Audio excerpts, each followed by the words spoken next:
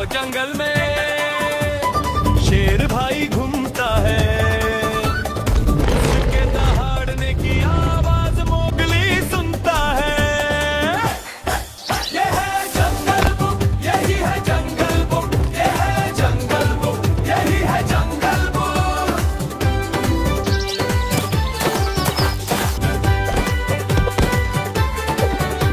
बघीरा और बालू अपना दिमाग चलाए और मोगली को बचा ले जाए। ये है जंगल बुक, यही है जंगल बुक, ये है जंगल बुक, यही है जंगल बुक।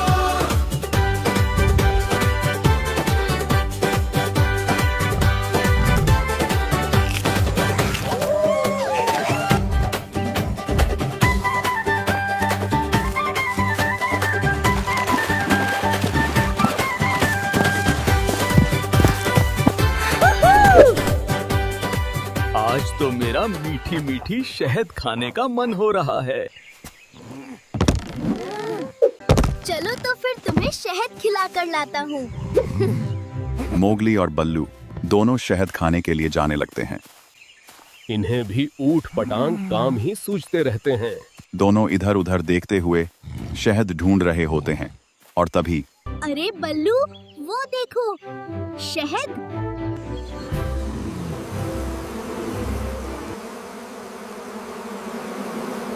शहद, वो भी इतनी सारी।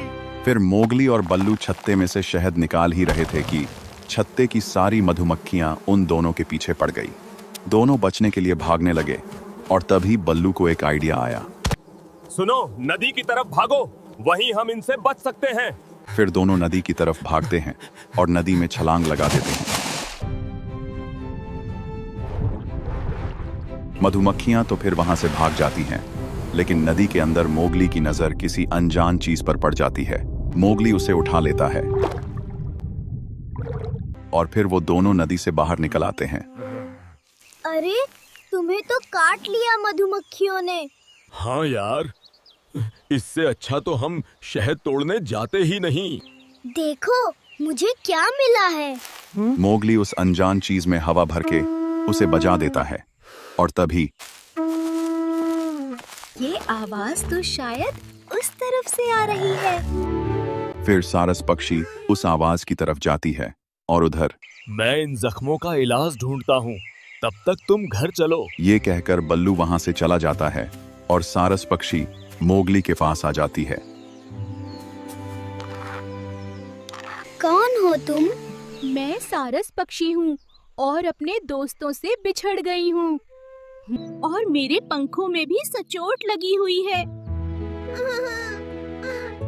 कहाँ जाना है तुम्हें? मुझे बताओ, मैं मदद करूँगा। मुझे पुरानी पहाड़ी के पास वाली झील की तरफ जाना है। मोगली सारस की मदद करने को राजी हो जाता है और फिर दोनों उस पहाड़ी की तरफ जाने लगते हैं। उधर शेर खान बहुत समय से भूखा बैठा था।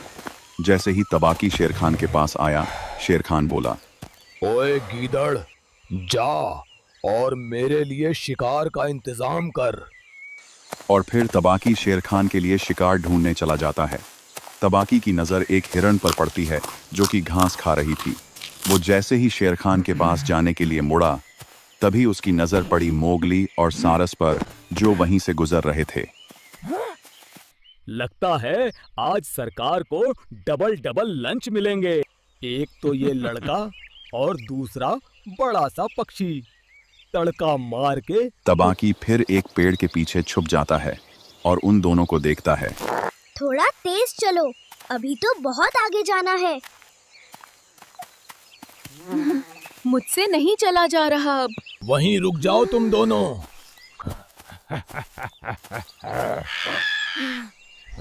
दोनों चुपचाप मेरे साथ चलो, शेर खान के पास। मैं कहीं नहीं जाने वाला।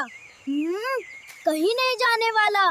मोगली के पास तबाकी से बचने का कोई रास्ता नहीं था, लेकिन तभी बहुत सारे सारस पक्षी आते हुए दिखे और उन्होंने तबाकी पर हमला कर दिया।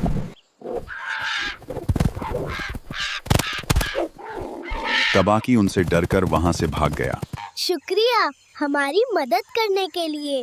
तुम्हारा भी शुक्रिया, हमारे दोस्त को यहाँ तक लाने के लिए। मोगली ने सारस को अपने दोस्तों से मिला ही दिया और फिर उसके बाद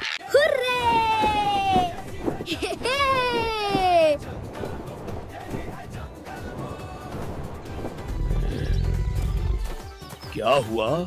पिचके हुए आम की तरह क्यों लग रहा है? कुछ नहीं सरकार, वो बस ऐसे ही।